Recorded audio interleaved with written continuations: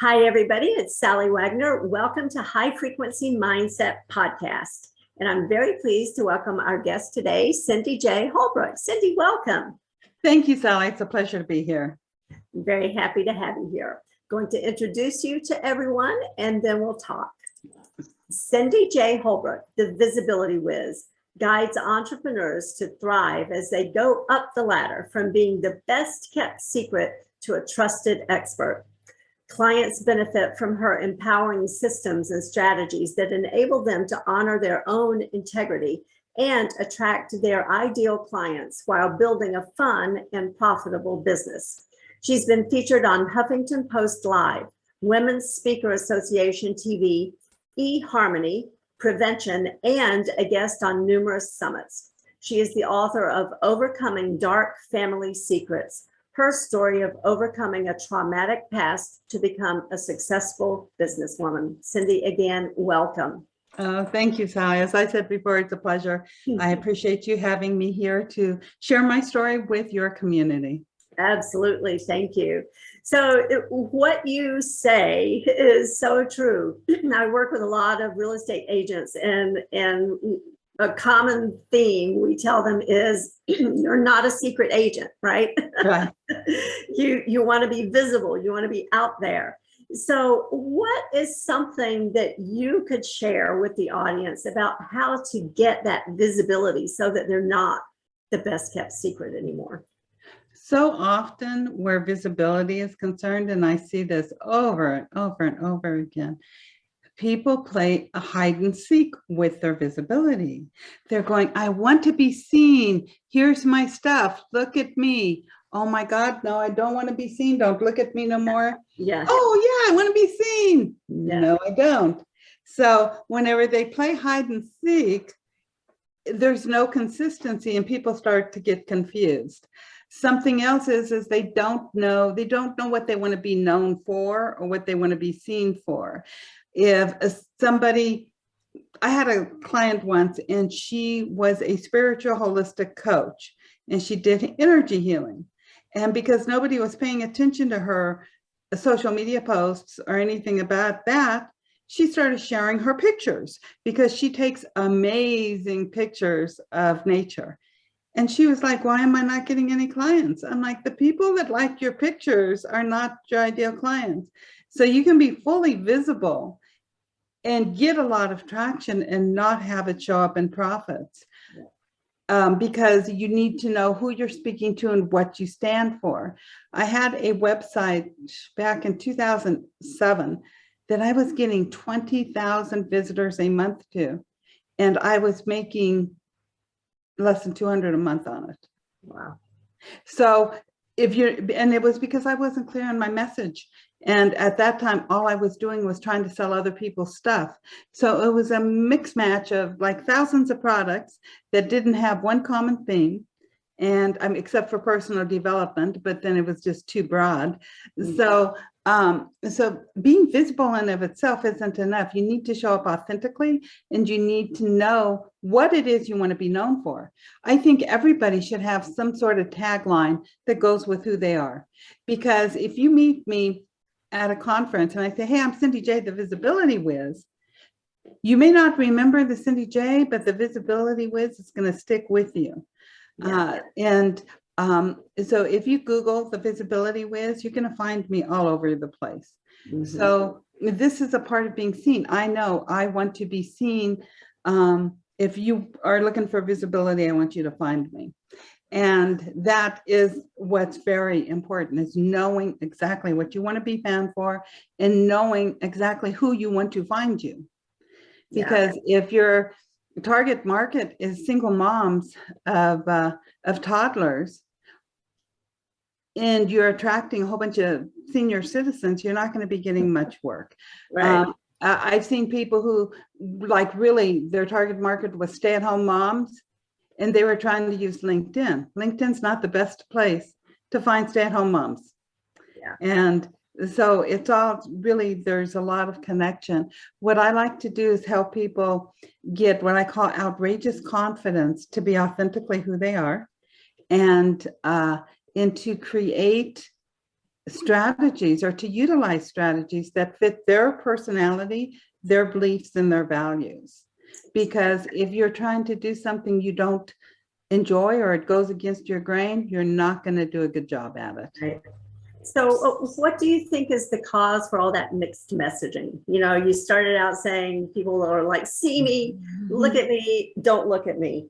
So there's that mixed message. There's that confusion about what my message is, who I want to attract, and why. What do you think is the cause of that? Well, first of all, it's like the knowing your exact message. I think that the biggest challenge or problem there is simply a lot of people want to help everybody, and so they're not speaking concise message, and they really need some sort of a coach to help them clarify that message, because that's just a messaging problem. Now, as far as strategies are concerned, which is getting visible and getting in front of your ideal clients, is I have a saying, every strategy will work for the right person at the right time with the right mindset. Because when I started coaching years ago, my first mentor always told me that you can only grow your business as fast as you grow yourself. So, you know, he was my second coach. But I know I was utilizing him the same time I was utilizing Mary Allen. Mary Allen, she's known as America's Inner Peace Coach. But whenever I found her, she was doing a lot of business coaching. And so I started working with her. And I contribute a lot of my success to how she helped me grow personally. And it had nothing to do, a lot of it had nothing to do with my business. It had to do with overcoming my traumatic past. Yeah. It had to So when you have these things in your mind, and they can be, some things can be really minimal. So then you're like, you sort of like whenever people diet, you know, they get all geared up. Yes, I'm going to do this. I'm going to do this. But then all the fears start fit, you know, with visibility, all the fears start to fit in. With a diet, it's like you see all the stuff you want to eat, right? Yeah. So it's this, you can't just go from what the mind knows. It has to change. You have to change from the inside out. And what happens a lot of times with a lot of coaches, they'll find themselves working with people that's teaching them lessons, because whatever their client says they want is something they're working on themselves. It's really interesting how that happens. But as you grow, then it's different. As you start dealing with more of your own things that happen, sometimes it can be as simple as what somebody says to you. Now, my book, Overcoming Dark Family Secrets, the first time I started a draft of that was 2014. I'm very glad I didn't release that, because I've grown so much, and it's a much better book now, and definitely a book that's going to help other people. And I'm really excited, you know, that it got finished and it's out there now.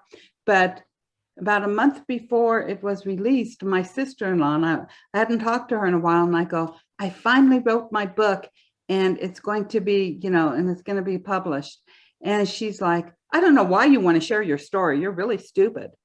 These were her exact words. Yeah. And I was like, well, thank you. You know, thanks for sharing your opinion. Yeah. 3-4 years ago, her statement would have held me back and just stuck me like, no, I'm not going to do it. I don't want to be stupid. When I was, I wrote my first story that I can remember when I was 6 years old. I had the chicken pox, and I wrote this 2-page story. My mom liked this story so much that she put it in her special little brown box with all of her important papers. And then when I was in 6th grade, I wrote, I think it was a 40 or 50-page story. I always forget how big it is. I'll have to go dig it up again. But my teacher liked it so much, she had me print it and like type it out and print it. She put it in the school library. We made copies, and she sent it to a publisher friend of hers. And the publisher sent me back a letter saying, you're a really good writer, you're really creative, and as long as you don't get discouraged, you will reach success at a very early age. Now, this was back, years ago before self-publishing was Let even me a thing. interrupt you here for a Yeah. minute. So I think you've a couple times here you've hit on a really important point that we can never outperform our perception of ourselves. Exactly. And I'm getting to that with this story. Yeah. Because then, so I had all this positive feedback really early on. Before I got married at 18, I wrote a poem that I was going to read my first husband during our wedding. And my dad said, I wouldn't read that. I would never share anything that I wrote with anybody because you'll be a laughing stock. You will be a laughing stock if you ever share your writing. I took that statement as my own. Nobody read anything I wrote for over 40 years after that point. Okay, so it does go with, this was me self-sabotaging myself in a lot of ways. Yeah. When I left my first husband, I threw away 5 novels that I'd written because nobody was ever going to read them because I did not want to be a laughingstock. So that, little things like that can hold you back. And it was really hard for me whenever I started my online business with letting people see my writing. And it took me time, and I had to grow to like, okay, there's going to be people who don't like my writing, but there are people who like my writing that I'm meant to serve. And this is how we self-sabotage ourselves. One statement from one person can make you hide, and it can make you invisible. Yeah. I think a lot of, especially business coaches, discount that aspect of things. They think, let me just coach on the nuts and bolts of how you build your business and how you grow, and people are just going to go do it, right? And yet we have those limiting beliefs and decisions that have come to us from childhood experiences. They get reinforced by family and friends and all that kind of stuff, that it's going to hold us back in business and in every part of our lives until we heal ourselves from those. Yes. I mean, I've actually had clients that I worked with for years. I gave them all the strategies, and they were doing all the strategies. And I can't tell you, I have seen this with so many people. They do the strategies. Well, this isn't working. I need to go find something else. I'm going to follow John. I'm going to follow Mary. I'm going to follow Sue. And they work. They work very, very hard at all these strategies. And they're like, why isn't it working? Yeah. And they don't want to look inside. Like I think one of the best things ever with psychology is the saboteur, our self-sabotaging. People's like, how do we self-sabotage ourselves? We're not doing it on purpose. It's because it's these things that happen to us, these lies that we were led to believe that are keeping us stuck. And until you look in that direction, you can be doing all the right things. But if your mind is sitting there going, it's not going to work, it's not going to work, it's not going to work, it's not going to work, it's not going to work. Yeah. You do things unintentionally that makes it not work. Yeah, absolutely. We have I call it mind apps, like apps on our phone, but they're in our minds. And, we have those programming things that all that self-talk you were just saying, and the messages that we tell ourselves about ourselves determine our outcome in every aspect of our lives. Something I have often, suggest people do is, we all have phones now, so it's so easy. Set your phone, or there's an app like Insight Timer, and there's different apps that will just buzz you. And whenever it goes off, write down exactly what you're thinking at that moment. You do this for a week, and you're going to like, holy crap, I didn't realize that I was having these thoughts over and over and over again. And once you do that, especially if you do it for like up to a week, what happens is you start really being aware of your thoughts. And sometimes these thoughts are going to pop up, and you're going to be like, wow, where did that come from? I know I was talking with somebody about 4 or 5 years ago, and I was going, I'm just bad with money. And as soon as I said that, I thought, why do I say I'm bad with money? Yeah. And then I thought, who has told me I was bad with money?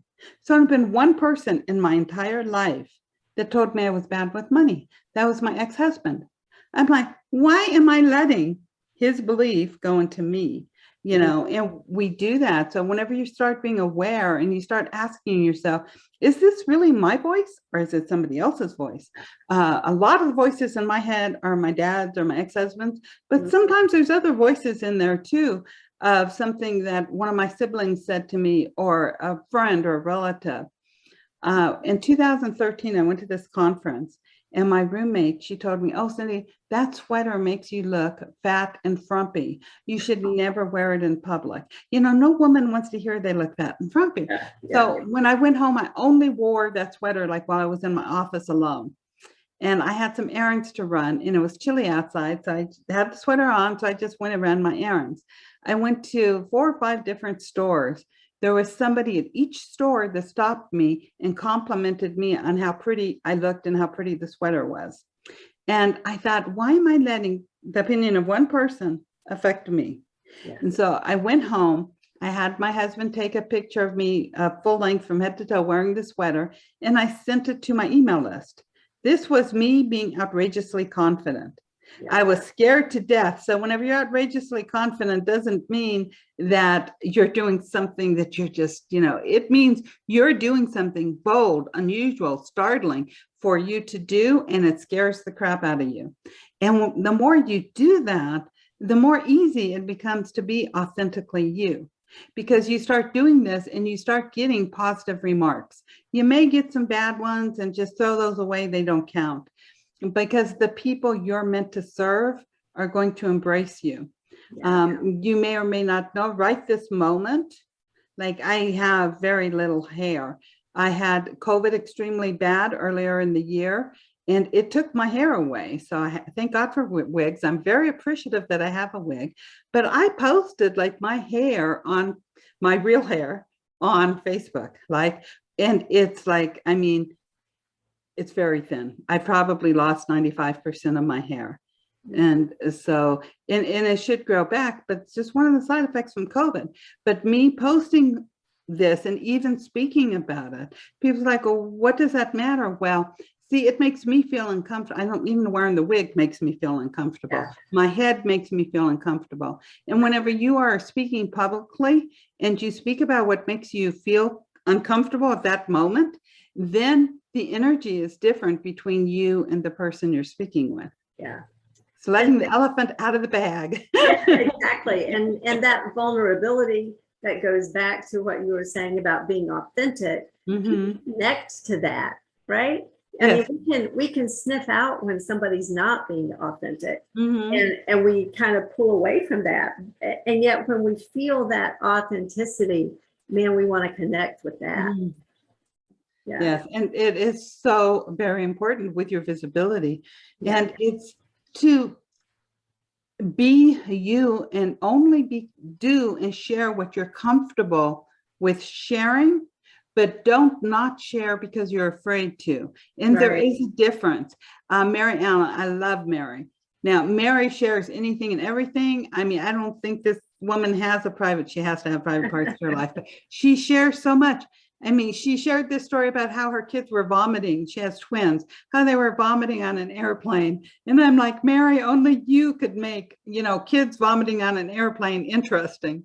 But she tells you everything. You know, she shares videos. Her twins are, I think they was born in 2012. They'll be 10 this year. So she shares like everything about them. I've watched these kids grow up on Facebook, and I know like them very well just from doing that. And even though I know Mary personally, and like she was my coach, it's just funny watch, you know, she shares everything. Then there's other people, some people may know these people, may not. Alina Vincent, she's very, very quiet and private about her life. Now, Alina that's just who she is. She's a very quiet, private person. So she's being authentic to her, and it works for her. Yeah. You know, 99% of maybe 99.5% of everything Alina shares is going to be business related. However, Mary's very open with everything. I'm sort of in the middle, you know. And I think that's the key, right? Be who you are. And yeah. too frequently, we hear coaches and advisors going, well, you got to do it this way. Well, why? That may not be a fit for who I am. And if I'm doing something that's not a fit and I'm not being authentic, then it's just not going to work. Exactly. When Yeah. I first became a coach, like very first became a coach, and I did a webinar or somebody, and this other coach friend of mine told me, "Oh, Cindy, you should never share any of your personal stories." But that's not me. And people like my stories. They connect to my stories. My husband's tired of my stories. Yeah. You know, in my book is sort of cute, Overcoming Dark Family Secrets. Now, I tell people all the time, everything that's in the book about Amy is Amy approved. Amy's my daughter, but she was one of the editors for my book. So if she didn't want it in there, she would have taken it out. Yeah. My son, on the other hand, he's like, Brian, I only shared 3 stories about you. And he's like, which ones? Man, that's a story that I hate. Why do you always have to share that, Mom? Yeah. And I'm like, Brian, people don't look at you. They look at how bad your father was. They're not looking at little 5-year-old you. And he's like, well, if I write a book, can I write anything I want about you? And I go, yes, as long as it's true and it's your perspective. And he's like, okay. Yeah. But I don't share too much about him because I know he doesn't like it. My daughter, she's like me. She just it is what it is. And she shares a lot on her own blog. Yeah. Yeah. But again, so now I'm being honest to who I am, but I'm also being, very thoughtful of the people that I'm speaking about. Right. And I think that's an important component. I think there are a lot of people who, think, oh gosh, I have to be authentically me and I have to tell everything about everybody, and not being mindful and respectful of the other people who may be involved, So I think that's an important component of it. And so it's whatever you feel comfortable with, how would you share? What would you what would you share if you was having lunch with somebody that you just met, a colleague, at a conference? So if you and I met together at a conference and we were having lunch, whatever I would share with you then is what I share online. Yeah. It's not everything that I'm going to share with my BFF. Right. Yeah, exactly. Exactly. I mean, we want the right kind of visibility for the right reasons, right? Right. Exactly. We want to be pornographic about what we're disclosing and sharing with people. And also, when you do get the haters, as I call them, the haters, the creepy crawlers, the trolls. And matter of fact, since I've had COVID, and I mean, my COVID history is on Facebook. I mean, if you scrolled through my Facebook post from January on, that's like my husband was posting about me while I was in the hospital. Then when I finally halfway knew who I was in ICU for 3 weeks.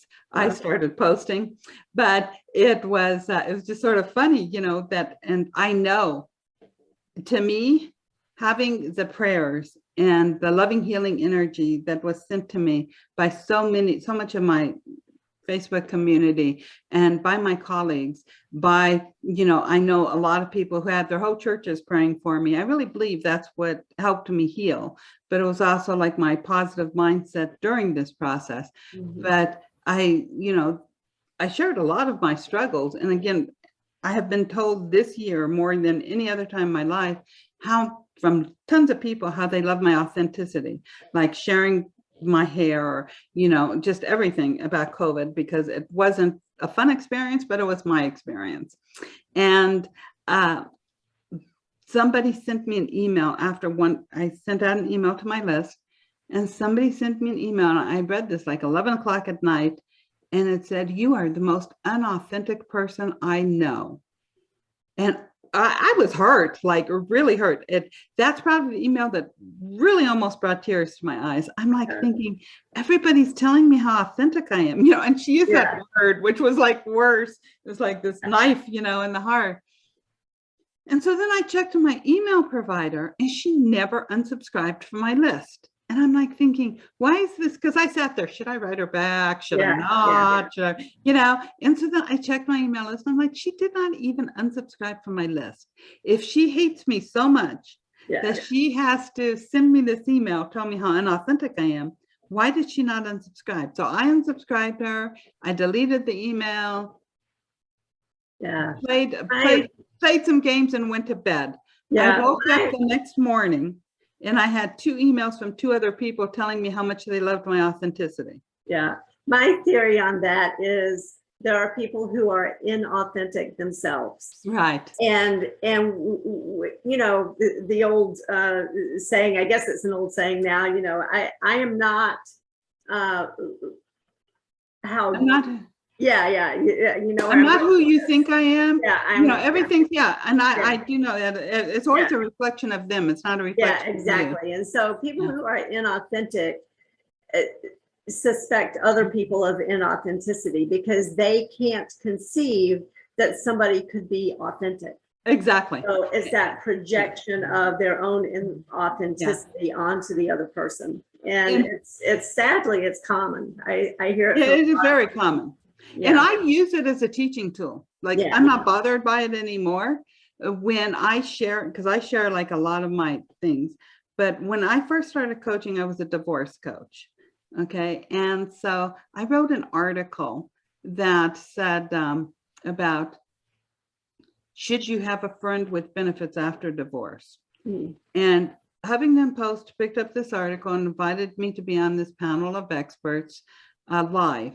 It was one of the first times I was ever on video, so I was terrified of video. This was back in 2012, and then also I was, you know, I was just terrified. I was so nervous for so many different reasons, and I can sort of see, but sort of not see.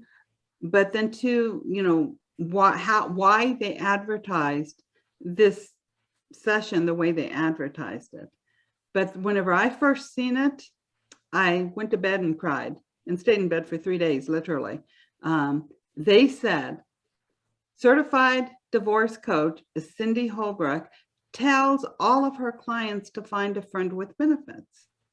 And I thought, oh my God, that's not what I said. It's not what I tell my clients.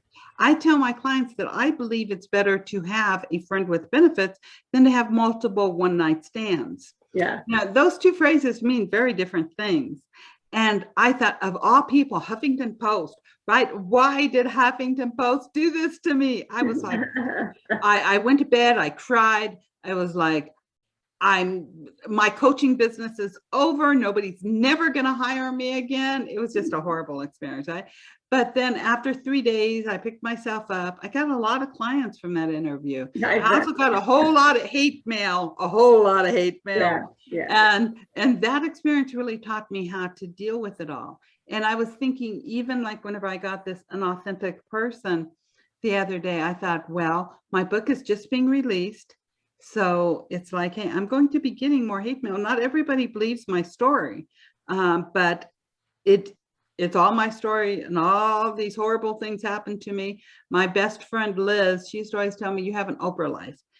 Whenever I first started sharing about my experiences and everything that had happened to me was right when I met Liz. And she used to always tell me, man, you should write a book, Cindy. You write a book, Oprah's going to have you on her show. I mean, Liz told me that like so many times. And it's because for whatever reason, I opted to have all this crap happen to me. And if it happened to me, anything I can do to lessen other people's pain is what I'm here to do. And I have found in my coaching, even in my visibility coaching, most of my clients, they have something that's holding them back. And it can be as simple as like my dad saying that I would be a laughingstock if I shared my writing. Yeah. And even though I had gotten so much praise, that one statement from my dad, I decided to believe it. And, you know, there's this switch in our head when somebody tells us something that is it, whether we believe it, we take it on as our own, or we don't. Or sometimes something happens where we just make stuff up, or we start believing something, and we will fight tooth and nail for that. Sometime in my life, I decided my nephew was 8 years younger than me. So I turned 48 in June, and this was a few years back, and his birthday's in August, and he came to my house in July. They go, hey, Marty, you're going to be the big 40 next month. No, Aunt Cindy, I'm going to be 39. Marty, don't lie to me. I know you're lying to me. I know you're trying to pull my leg. You're going to be 40. He's like, no, Aunt Cindy, I'm going to be 39. I'm like, Marty, stop lying to me. stop bullshitting me, right? I argued with him for an entire hour. And his kids are even telling me, no, Aunt Cindy, he's going to be 39. And I had convinced myself that he was going to be 40. And like, I would have bet somebody $10 million that he was going to be 40. That's how much I believed it. Finally, he pulls out his driver's license. He goes, Aunt Cindy, look at the year I was born. You tell me how old I'm going to be. And I was like, holy crap, you're going to be 39. But that, I thought if I am fighting tooth and nail, like the person, like how old he is, because I believed that so much. What type of lies do we believe about ourselves, about our businesses, about life that are just as ridiculous as me fighting with him about how old he was? It's because it's not what we don't know that holds us back. It's what we do know that's not true that holds us back. Yeah. And so I always ask yourself constantly, is it true and whose voice is it? Yeah. And in order for something to be true, nothing is true unless you hold it to be true, really and truly. Unless if something's true, it's like every single person on earth is going to say the same exact thing. It's well, most people. There's a person around our town that goes around saying that the earth is flat. I didn't know that we still had people believing the earth was flat. Yeah. So I have a couple more questions for you.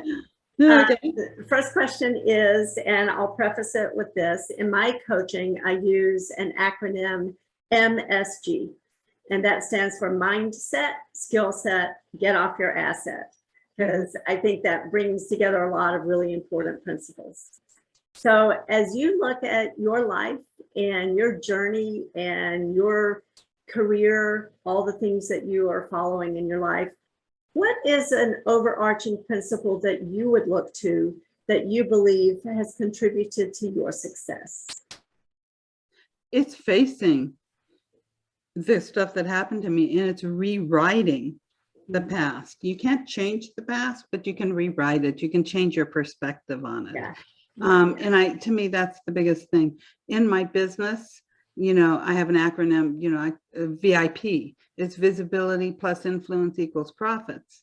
But the visibility is the hardest part. Once you get the visibility down and you stop believing the lies that you've been told or that you've been led to believe your whole life, then you can show up authentically. And visibility is nothing unless you're authentic. Yeah, absolutely. Because it's visible with a shade or a false light that you're putting out. Yeah, you're being a silhouette. You're being a silhouette out there online if you're not being authentic. Yeah. And we do not connect with silhouettes. We connect with real life people. And I believe that especially with the internet, people are really craving real connections with real people. They don't want these big businesses that hide behind logos and stuff. Like, who in the heck are they? You don't know. Yeah, absolutely. So last question, how can people get in touch with you? They can always go to my website, cindyjholbrook.com. As I said earlier, if you Google Cindy J, the Visibility Wiz, or Cindy J Holbrook, you're going to find me. If you just Google my name, you're probably going to find the Harlequin Romance Writer too, and that's not me. And if you Google Cindy Holbrook, that's why I add the J, is to differentiate myself from her. I believe everybody should always Google themselves to see what comes up. And then also, I have my book, Overcoming Dark Family Secrets. And you can, it's on my website, but also you could just go to overcomingdarkfamilysecrets.com if you want to look and see what it's about and purchase it. Awesome. So everybody make sure you check the show notes. All of that information will be there so that you can reach out to Cindy and get more information, and absolutely do check out her book. That's fabulous. Cindy, thank you again for being here today. Thank you, Sallie. It's been my pleasure. I hope you have a great day. And thank you. Thanks to all of your community that's listening and watching us. Yes, absolutely. Thank you, everybody. Make sure you tune in next time for High Frequency Mindset Podcast.